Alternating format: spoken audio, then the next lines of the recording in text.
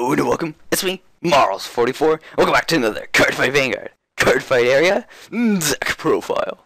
Today's deck profile, we have the Overlord that has, I don't know, he's a letter, or he's a cross, because he's a Dragonic Overlord the X. Yeah, that was not easy to make something up for that. Anyways, so yeah, with the release of, I believe, I don't remember, it was G Booster 1 or 2. This bad boy came out, but this is actually gonna be post Fighters Collection 2015, because there's a Stride unit that has really helped, you know, make this deck even stronger than it is. And this deck was already very strong to begin with.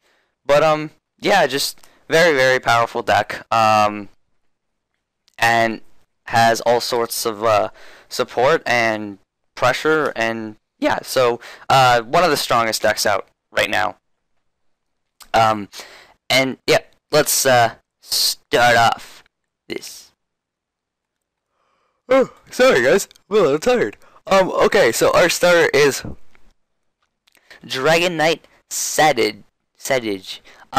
What he does is put this unit in your soul, and when your opponent's rearguard is put into the drop zone due to an effect of one of your cards, if you have a card or a Vanguard, you may pay the cost. If you do, your opponent chooses one of his or her rearguards and retires it. So, I would have stuck with, this card actually combos really well with quite a few of the cards. You know, if you get the X off, okay, retire it with something. If you get some of the Stride units off, retire it with something.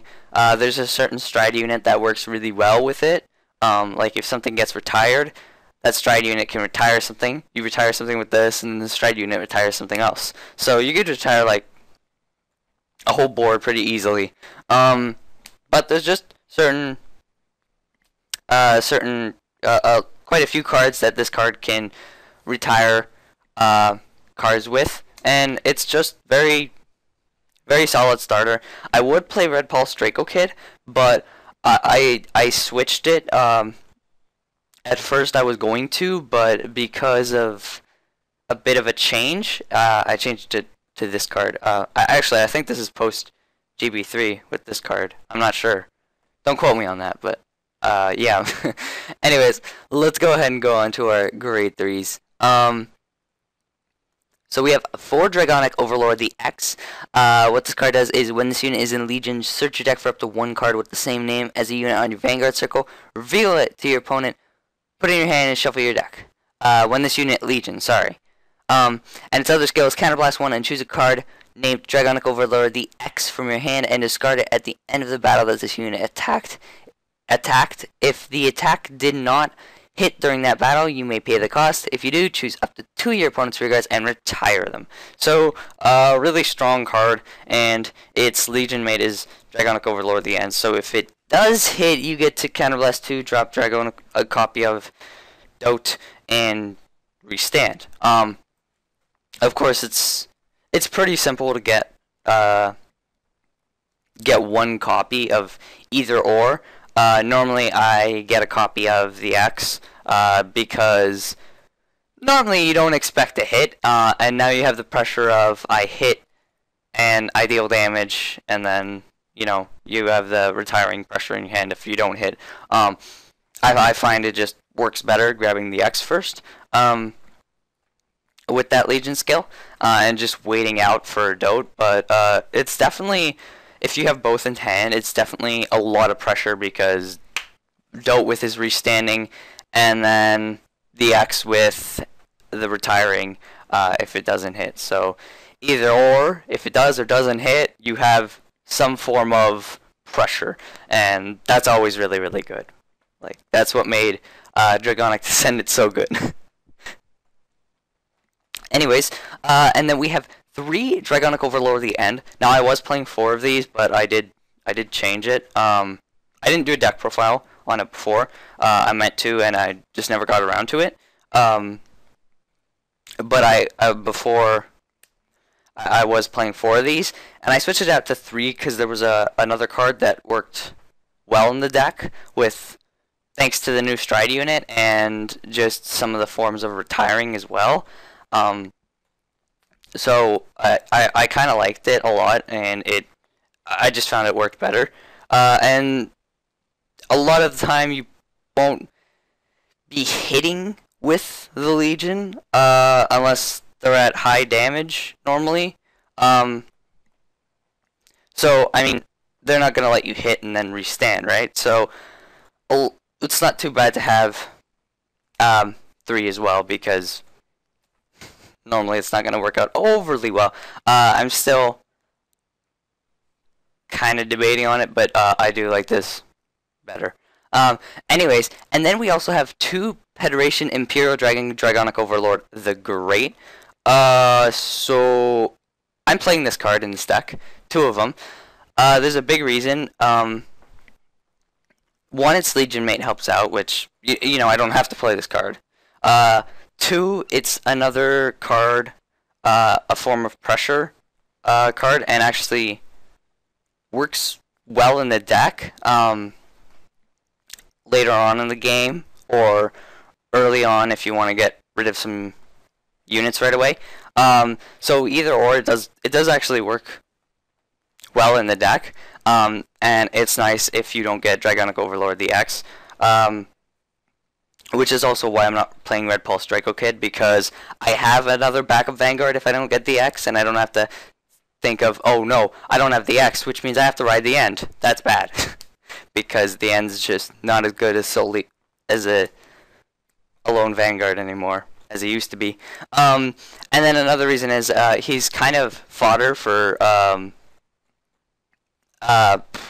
your new stride unit that you play in the deck, because you have to discard a card with Overlord in its card name. So normally you don't want to discard the End or the X if they're in your hand, so this card does help to kind of give that fodder as well. If you have to ride it, you will. But normally I don't. Normally it is fodder, but it can work out well if you just don't have, you know, the resources to do that. There's other things this card can be used for, so it's not all just because of fodder. That is a big part of the reason, but it helps a lot in the deck. That's what I'm trying to say.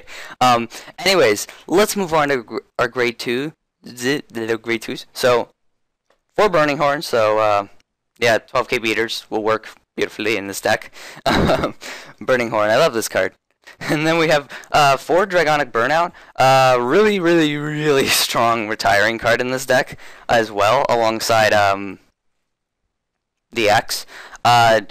He just, because of how many Overlord cards you play, and it's another, it's actually, I forgot, it's another reason to have the 2 the Great, because it adds an extra Overlord card, so you can retire. But it's really easy to have, and actually the Great is a little bit of a stride fodder too, if you can. Unless like the End's your Vanguard, then oh no. But he's just really, really strong, because you can just, you know, put the cards that you've dropped for their skills, for the X or the N skills, or fodder for stride, or fodder for the stride unit that I was talking about, and anything. Like, you could just put it at the bottom of the deck and retire something. So this card just works so well with the deck, and it's not a huge cost for retiring. It's just Soul Blast 1. It's no counterblast, so that's always really, really good, especially in decks like Kagero. So yeah, just an incredibly strong card. And then we have 3 Federation Dragon, Dragonic Neoflame. So he works decently in the deck. Of course, you only need to play 3 because you only have 2 the Greats, but he still works well in the deck to call it and then call a burnout, or call it and then you pressure your opponent a little more. If you hit, you're going to retire something else now.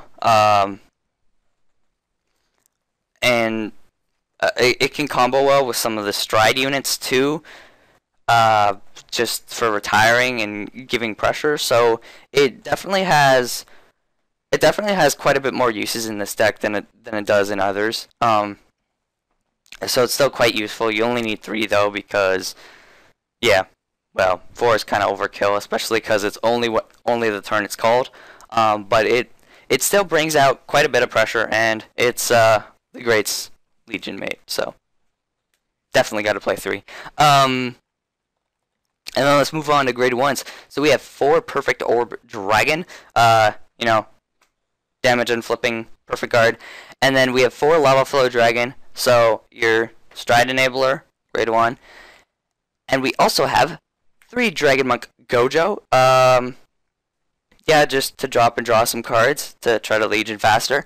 And then we have 2 Calamity Tower Wyvern. I was playing 3 Wyvern, and 3 Gojo, but I added another Lava Flow because striding has just become so much more important now, so you definitely need it. And yeah, I played 2 Calamity instead of 2 Gojo because the burnout effects are just so big and so important. 2 Calamity is perfectly fine. If you want to play 3 and 2 Gojo, go ahead, but I really don't think it's a good idea. I feel like I run on a soul too fast if I do that.